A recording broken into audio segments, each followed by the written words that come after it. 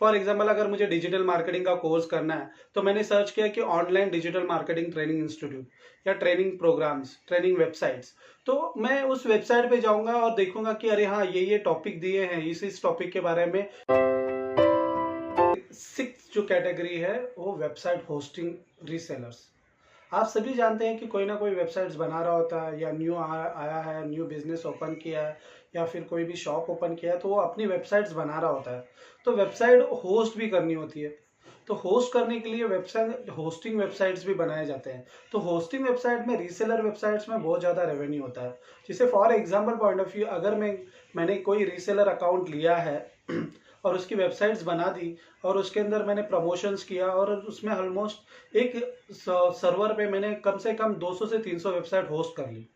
उस सर्वर का costing yearly अगर समझ में आ जाए कि 2 से 3 लाख रुपए है, और मैं सबसे अगर 2000-3000 रुपए से भी रेवेन्यू जनरेट कर रहा हूँ, तो ऑलमोस्ट 100 टाइम्स रेवेन्यू जनरेट हो जाता है।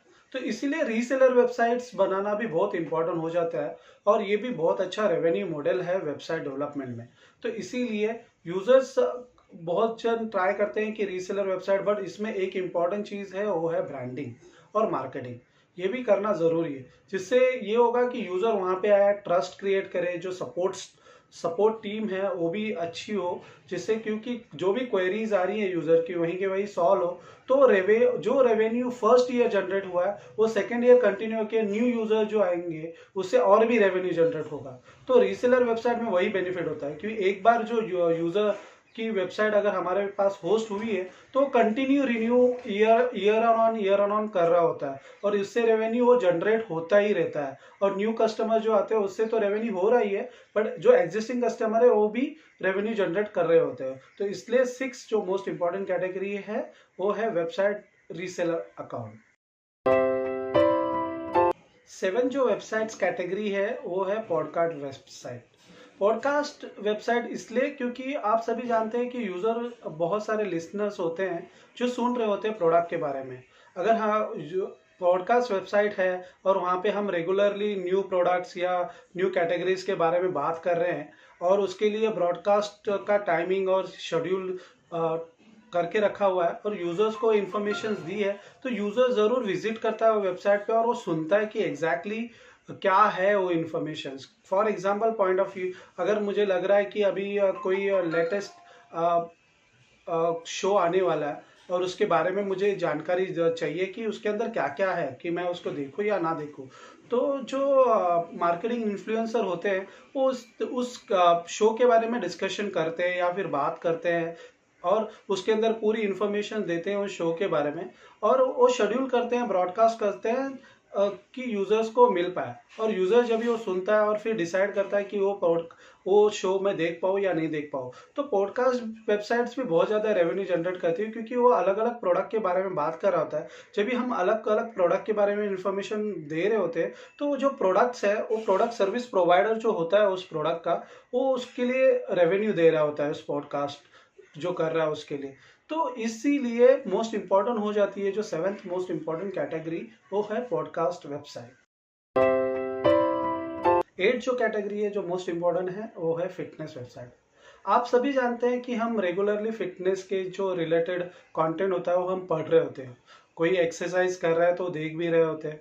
तो रेगुलरली जो एक्सरसाइज रिलेटेड वीडियोस अपलोड करता है या फिर उसके रिलेटेड कुछ न्यूट्रिशंस या उसके रिलेटेड इंफॉर्मेशन दे रहा है, हेल्थ टिप्स दे रहा है, तो हम वो वेबसाइट्स को रेगुलरली फॉलो कर रहे होते हैं। तो उसी तरीके से अगर हमारे दिमाग में वो आइडिया है कि हम फिटनेस वेबसाइट्स बना सके और उसके बारे में बात कर सके, तो ज़रूर बनाना है, क्योंकि उससे ये होता है कि यूजर्स उससे एंगेज होता है, उसको फॉलो कर रहा होता है, कंटेंट देख रहा होता है, और इसमें भी बहुत सारा रेवेन्यू जनरेशन हो रहा होता है, जैसे कि एडवर्टाइजमेंट से या इन्फ्लुएंसर मार्केटिंग के से रेवेन्यू जनरेट हो रहा होता है, या फिर कोई प्रोडक्ट प्रमोशन से भी रेवेन्यू जनरेट हो रहा होता है। तो ये भी एक कैटेगरी बहुत इंपॉर्टेंट हो जाती है, क्योंकि फिटनेस के लिए बहुत जन देख रहे होते हैं कि अरे हाँ, मेरा वेट बहुत बढ़ गया है, तो वेट लूज करने के लिए मुझे क्या क्या टिप्स होनी चाहिए, कौन सी एक्सरसाइज करनी चाहिए।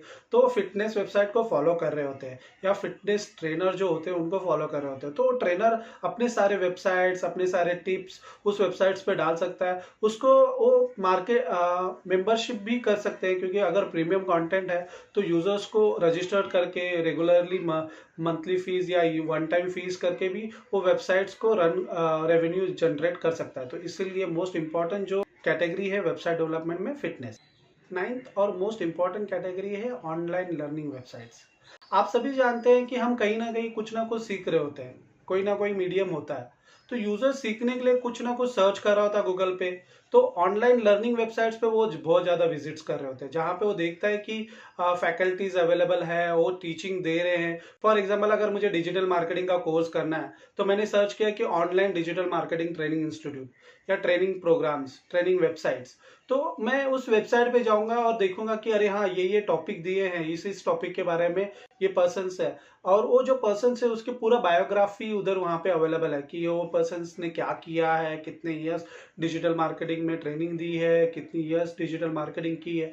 तो उससे हमें लगता है कि अरे हाँ, ये बहुत अच्छा ट्रेनर है जिससे मैं सीख सकता हूँ। तो उस कोर्स को एक्सेप्ट कर लेता है और उसके लिए जो भी फीस होती है वो ऑनलाइन पे कर लेता है और ऑनलाइन ट्रेनिंग ले रहा होता है, जिसे अलग अलग मीडियम से वो ट्रेनिंग दे सकते हैं, जैसे कि वीडियो कॉलिंग थ्रू या फिर वीडियो ट्यूटोरियल्स थ्रू।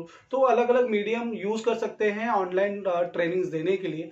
और ये इससे होता है कि यूजर्स अपना एजुकेशन अच्छा करने के लिए वो ऑनलाइन जो लर्निंग प्रोग्राम्स होते हैं वो ज़रूर करते हैं, और उससे ये बेनिफिट भी होता है कि वो इंडस्ट्री में स्टैंड आउट भी करते हैं। और इस तरीके की वेबसाइट्स अगर हम बनाते हैं तो उससे रेवेन्यू भी जनरेट होता है। अलग अलग रेवेन्यू जो मॉड्यूल्स वहाँ पे क्रिएट हो जाते हैं, क्योंकि हमें देखता है कि एक तो सब्सक्रिप्शन मॉड्यूल से फीस निकल आती है।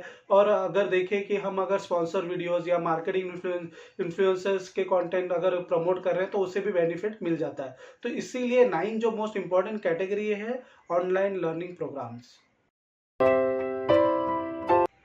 10 जो मोस्ट इंपॉर्टेंट कैटेगरी है पोर्टफोलियो वेबसाइट।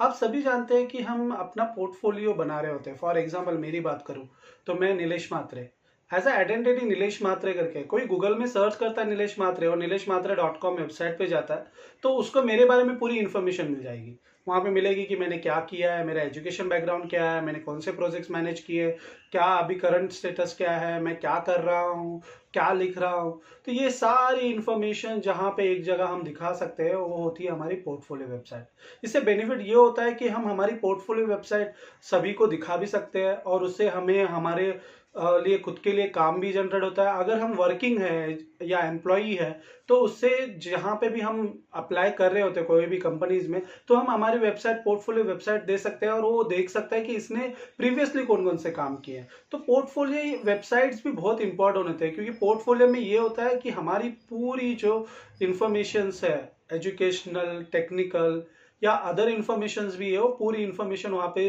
दिखाई जाती है। और यूजर उसको देख के उसको अप्रोच करता है उस बंदे को कि वो ट्रेनिंग दे या फिर उससे ट्रेनिंग ले। तो ये सारी इंफॉर्मेशन बहुत इंपॉर्टेंट होती है। तो 10th और मोस्ट इंपॉर्टेंट कैटेगरी है पोर्टफोलियो वेबसाइट।